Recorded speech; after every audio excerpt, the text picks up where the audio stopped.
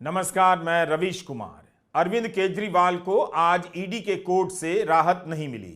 उन्हें 1 अप्रैल को फिर से पेश किया जाएगा, लेकिन राउज एवेन्यू कोर्ट में केजरीवाल ईडी पर ही भारी पड़ गए। अरविंद केजरीवाल ने कहा कि वे अपनी रिमांड का विरोध करने नहीं आए हैं। ईडी जब तक चाहे जेल में रख सकती है। स्पेशल जज कावेरी बावेजा के सामने केजरीवाल बोलने लगे। उनसे लिखित रूप में जमा करने के लिए कहा गया, मगर केजरीवाल ने अपनी पूरी बात ही कह डाली। मीडिया में, खासकर हिंदी के रद्दी अखबारों में इसे विस्तार से छापा नहीं जाएगा। पता ही नहीं चलेगा कि किस लिए केजरीवाल को गिरफ्तार किया गया है।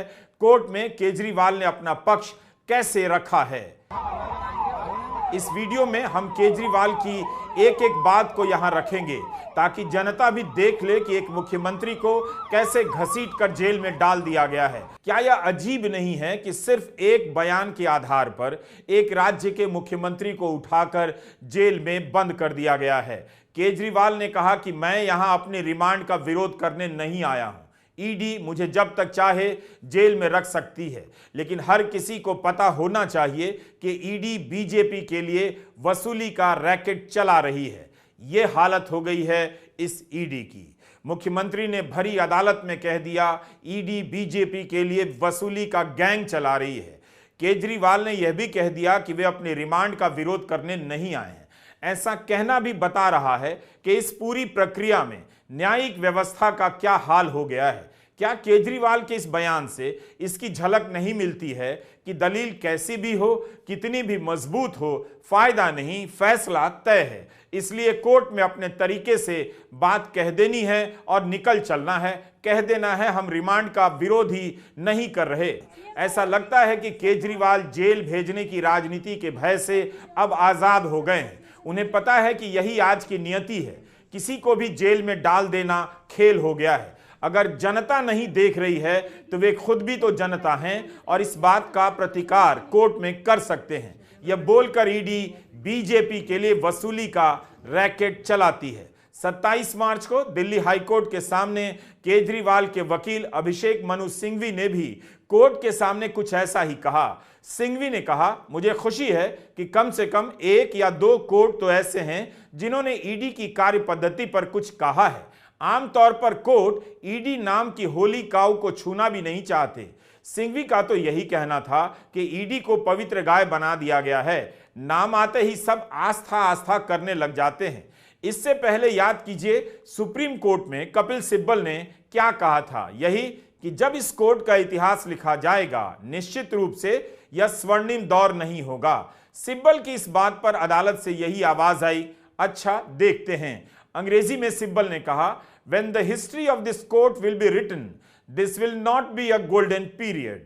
केजरीवाल, सिंघवी और सिब्बल तीनों ने ईडी को लेकर कोर्ट के भीतर ये बातें कही हैं। ईडी का जिस तरह से राजनीतिक इस्तेमाल हो रहा है, वो हर दिन अदालतों का भी इम्तहान ले रहा है। जमानतें नहीं मिलती हैं और तरह तरह की कहानियां बना दी जाती हैं। 27 मार्च को दिल्ली हाई कोर्ट की तरह आज राउज एवेन्यू कोर्ट में भी ईडी के वकील का जवाब कुछ कमजोर नजर आया। अभिषेक मनु सिंघवी की याचिका पर ईडी यही कहती रही कि 3 हफ्ते का समय चाहिए जवाब देने के लिए। हाई कोर्ट ने 2 अप्रैल तक का समय दिया। ईडी ने आज यही कहा, हमारे पास सबूत हैं कि 100 करोड़ की रिश्वत की मांग की गई है। किसी ने दबाव में आकर बयान दिया है या नहीं, ये ट्रायल में साबित होगा। तो क्या इसका मतलब यह हुआ कि जेल में किसी पर दबाव डालकर बयान ले लिया जाए, उस बयान के आधार पर केजरीवाल को गिरफ्तार कर ट्रायल शुरू होने तक, यानी लंबे समय तक के लिए जेल में डाल दिया जाए? इस वक्त किसी का बयान इतना महत्वपूर्ण कैसे हो सकता है कि किसी मुख्यमंत्री को आप जेल में डाल दें?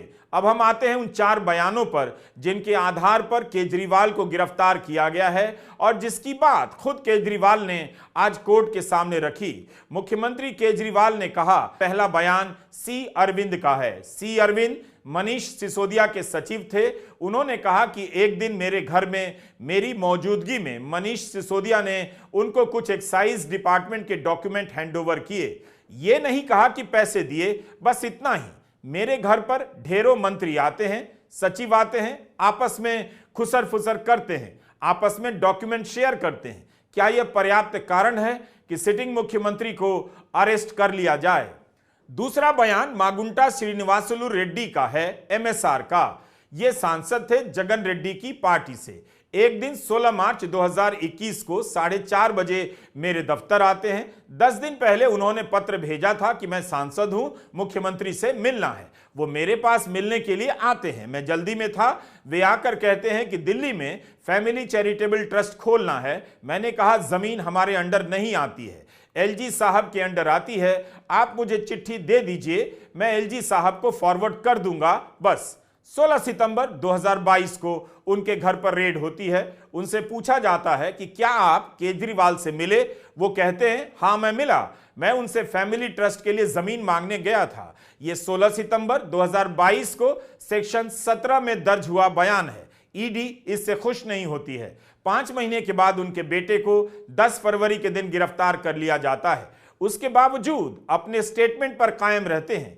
5 महीना जब बेटा गिरफ्तार होता है, जेल में रहता है, तो बाप टूट जाता है। 16 जुलाई को अपना बयान बदल लेते हैं। 18 जुलाई को बेटा छोड़ दिया जाता है। उसके बाद उनका कोई स्टेटमेंट नहीं होता। जैसे ही उन्होंने मेरे खिलाफ स्टेटमेंट दिया, बेटा भी छूट गया और स्टेटमेंट लेने भी बंद हो गए। और 3 अक्टूबर को उनका माफीनामा भी हो गया। मिशन पूरा हो गया। इसका मतलब ईडी को केवल और केवल मुझे फंसाना था। ईडी बार बार टोकती रहती है कि केजरीवाल लोगों को सुना रहे हैं, अपनी बात कहे जा रहे हैं, मगर किसी तरह केजरीवाल ने अदालत से अपनी बात कहने का समय हासिल कर लिया। उन्होंने कहा कि ईडी के पास 3 बयान हैं, तीनों ही बयान सेक्शन 50 के तहत लिए गए हैं, इसलिए कानून की नजर में तीनों बराबर हैं। तब फिर कोर्ट के सामने एक ही बयान को क्यों लाया गया? उन 2 बयानों को क्यों नहीं लाया गया जिसमें मेरे पक्ष में कहा गया है? जो केजरीवाल के खिलाफ स्टेटमेंट है, केवल वही लाया गया। कोर्ट के सामने तीनों बयान लाना चाहिए था ताकि कोर्ट तय करता सच्चाई क्या है। अब केजरीवाल राघव मगुंता के बयान की बात करते हुए कहते हैं कि 10 फरवरी को राघव गिरफ्तार होता है। गिरफ्तारी के बाद उससे 5 बार बयान लिया जाता है। 5 बयान में वह एक ही बात करता है, अपना बयान नहीं बदलता। लेकिन उसके बाद राघव मगुंता को 5 महीने जेल में रहना पड़ता है। 16 जुलाई को उसके पिताजी अपना बयान बदल देते हैं। तो मेरे खिलाफ 7 स्टेटमेंट हुए। 6 में मेरे खिलाफ कुछ भी नहीं कहा जाता है। 7वें में जैसे ही मेरे खिलाफ स्टेटमेंट देते हैं, उसके बाद उनका कोई स्टेटमेंट नहीं होता है। जेल से छोड़ दिया जाता है और उन्हें माफीनामा दे दिया जाता है। यह जो 6 स्टेटमेंट है, रिकॉर्ड पर नहीं लाया जाता है। चौथा बयान है शरत रेड्डी का। 16 सितंबर को उनके घर पर रेड हुई। 9 नवंबर को स्टेटमेंट देते हैं, मेरे खिलाफ नहीं बोलते हैं। 10 नवंबर को गिरफ्तार कर लिए जाते हैं। उसके बाद उनके 9 स्टेटमेंट होते हैं। किसी में भी शरत रेड्डी मेरे खिलाफ नहीं बोलते हैं। लेकिन 6 महीने जेल में रहने के बाद 25 अप्रैल को टूट जाते हैं और वह इतना कहते हैं कि मैं विजय नायर के साथ सीएम साहब से मिलने गया था। सीएम साहब जल्दी में थे। सीएम साहब कहते हैं विजय नायर के टच में रहो, विजय अच्छा लड़का है। केजरीवाल ने कोर्ट से पूछा, वे सिर्फ इतना जानना चाहते हैं क्या ये 4 बयान एक चीफ मिनिस्टर को गिरफ्तार करने के लिए पर्याप्त हैं? ईडी के दफ्तर में 1 लाख पेज हमारी बेगुनाही के सबूत हैं, उन्हें कोर्ट के सामने नहीं लाया जाता है। शराब घोटाले का पैसा कहां है? यह आरोप लगाया जा रहा है कि किसी साउथ ग्रुप ने शराब की नीति बनाने के लिए पैसे दिए। लेकिन जस्टिस संजीव खन्ना ने कहा है कि 100 करोड़ दिया गया है या नहीं, यह विवाद का विषय है, यानी साबित नहीं हुआ है। रिश्वत के सबूत नहीं है। असली शराब घोटाला यह है कि इसके बहाने आम आदमी पार्टी को बर्बाद किया जा रहा है। यह गवाही वाली बात हमने आपको 27 मार्च के वीडियो में भी बताई थी। इसी तरह की बात अभिषेक मनु सिंघवी ने भी दिल्ली हाई कोर्ट में रखी।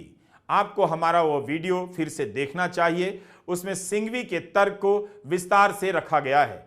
आप सोचिए, शरत चंद्र रेड्डी को पीठ दर्द के नाम पर बेल मिल जाती है, बाहर आकर सरकारी गवाह बन जाते हैं और इनकी कंपनी 50 करोड़ का चंदा बीजेपी को देती है, बीजेपी ले लेती है। केजरीवाल ने कोर्ट में कहा कि मेरे पास सबूत हैं कि यह रैकेट चल रहा है, मनी ट्रेल दिखाई दे रही है। उसने गिरफ्तार होने के बाद 50 करोड़ रुपए का चंदा दिया। ईडी के वकील राजू ने कहा, जिस व्यक्ति ने केजरीवाल का नाम लिया है उसने कारण भी बताए हैं, सब कुछ पेपर में दर्ज है। दिल्ली हाई कोर्ट में यह सब जमा भी किया गया है। केजरीवाल कहते हैं कि उनके पक्ष में जो पेपर है वो ईडी के पास है, लेकिन उन्हें कैसे पता ईडी के पास है? ये सब कल्पना की बातें हैं। ये आपके प्रमुख हैं। आम आदमी पार्टी को रिश्वत मिली है जिसका इस्तेमाल गोवा चुनाव में हुआ है। हमारे पास गवाह हैं जिनका कहना है कि ये पैसा साउथ ग्रुप ने हवाला के जरिए दिया। इसकी चेन है। केजरीवाल उस चेन की बात नहीं कर रहे हैं। गोवा चुनाव में आप जानते हैं सबसे अधिक पैसा तृणमूल कांग्रेस ने खर्च किया 47 करोड़, उसके बाद बीजेपी ने 17 करोड़ और आम आदमी पार्टी ने करीब 4 करोड़। अगर गोवा चुनाव में हवाला के रैकेट से करोड़ों रुपए पहुंचाए जा रहे थे तब तो यह चुनाव आयोग पर भी सवाल खड़े करता है, जिसकी जिम्मेदारी होती है कि चुनावों के समय इस तरह के पैसे पर नजर रखे। क्या चुनाव आयोग ने कभी कहा है कि गोवा में हवाला के जरिए पैसा घूम रहा था? ईडी ने टोका कि केजरीवाल जांच एजेंसी पर आरोप लगा रहे हैं। वकील राजू ने कहा केजरीवाल लोगों की तालियों के लिए यह सब कर रहे हैं। केजरीवाल ने जब कहा कि बीजेपी को अरबिंदो फार्मा ने चंदा दिया है तब ईडी इनकार नहीं कर सकी। ईडी का यही कहना था कि उस चंदे का संबंध शराब घोटाले से नहीं है। अब ईडी को कैसे पता कि शराब घोटाले से 50 करोड़ का संबंध नहीं है? ईडी कहती है कि उस मामले में बीजेपी या किसी को नीति बनाने का अधिकार नहीं था। अब इस पर हमारी टिप्पणी सुन लीजिए। एडिशनल सॉलिसिटर जनरल बीजेपी के लिए कैसे बोल रहे हैं? उन्हें कैसे पता 50 करोड़ का चंदा किसी लाभ के लिए नहीं था? यह तो स्थापित हो चुका है कि शरद चंद्र रेड्डी के गवाह बनने के बाद ही अरबिंदो फार्मा ने बीजेपी को 50 करोड़ का चंदा दिया है। तो ईडी के वकील कैसे कह सकते हैं कि उसका संबंध शराब बनाने की नीति से नहीं है? यह देखना उनका काम नहीं है कि किसने किसे पैसा दिया। यह ईडी का जवाब था। क्या ऐसा जवाब हो सकता है? जिस व्यक्ति को ईडी ने ही शराब घोटाले के मामले में गिरफ्तार किया, उसे सरकारी गवाह बनाया, उसकी कंपनी बीजेपी को 50 करोड़ का चंदा दे और ईडी को जांच नहीं करनी चाहिए? ईडी कहती है कि बीजेपी को शराब की नीति बनाने का अधिकार नहीं था, तो इस मामले में ईडी को जांच करनी चाहिए या नहीं? हमने एक वीडियो में आपको विस्तार से बताया है कि सैटेलाइट स्पेक्ट्रम के लिए नीलामी होनी थी। भारतीय एंटरप्राइजेस की एक कंपनी नहीं चाहती थी कि नीलामी हो। सरकार ने नीलामी की नीति ही बदल दी।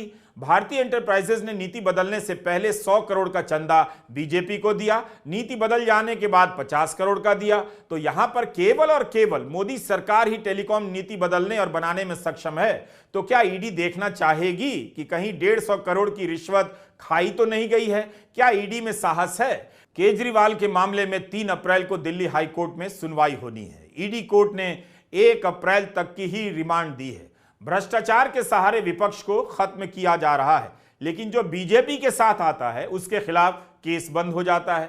सीबीआई ने प्रफुल्ल पटेल के खिलाफ भ्रष्टाचार के मामले की जांच बंद कर दी है। प्रफुल्ल पटेल अजीत पवार के साथ चले आए हैं। अजीत पवार के खिलाफ भी अब गिरफ्तारी की मांग बंद हो चुकी है, जिन पर बीजेपी ही 70,000 करोड़ रुपए के घोटाले के आरोप लगाया करती थी। उस अजीत पवार को बीजेपी ने उप मुख्यमंत्री बनाया है और यहां दिल्ली में 100 करोड़ की रिश्वत के आरोप में उप मुख्यमंत्री रहे मनीष सिसोदिया 1 साल से अधिक समय से जेल में हैं और अब मुख्यमंत्री अरविंद केजरीवाल जेल में हैं। नमस्कार, मैं रवीश कुमार।